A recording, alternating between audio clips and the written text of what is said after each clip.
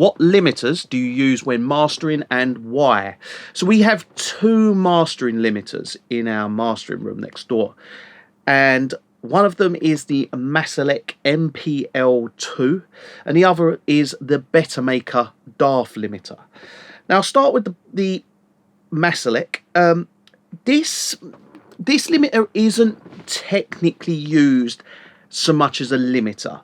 It's more used as a de-esser because it has a brilliant de-esser on it, and you'll see an MPL2 in a lot of mastering studios because all the Masalek gear is really exceptionally good, especially the MPL2. I use the limiting very subtly. It's a very subtle limiting. It's not like your brick wall type of limiting.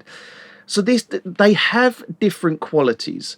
The DAF limiter will go at the very end of the mastering chain, whereas the MPL2, the Masalek, will go at different stages in the mastering chain depending on where we need to limit and where we need to de-ess.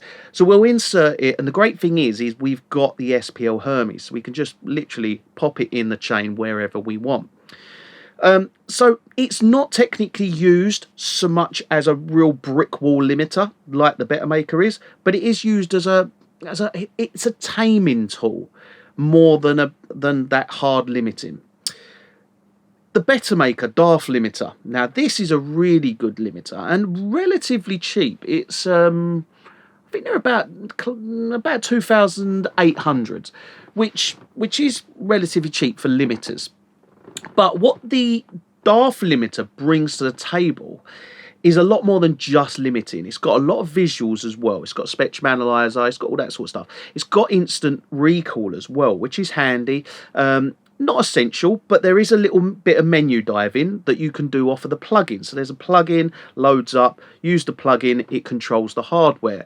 Once you've got it set up though, you're pretty much doing the majority of stuff off the face of the actual hardware. So the DAF limiter is brilliant. It is that classic, great sounding brick wall limiter that's going to limit those dynamics when you're mastering. It's a brilliant tool.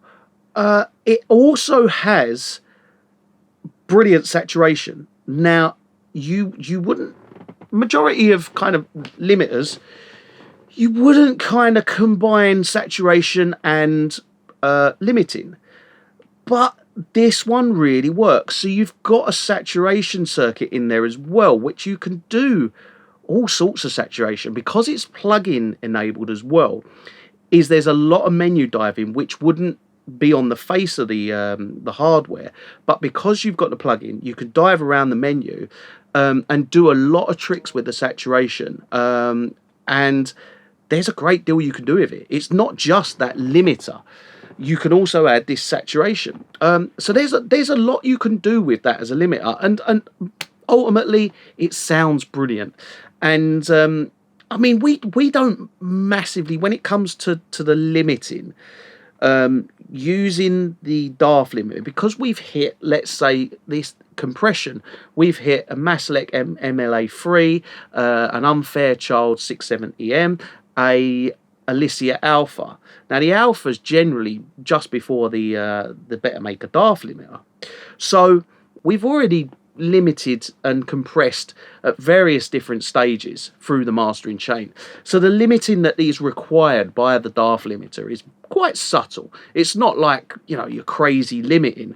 It's quite a subtle limiting that we will do with the DAF limiter.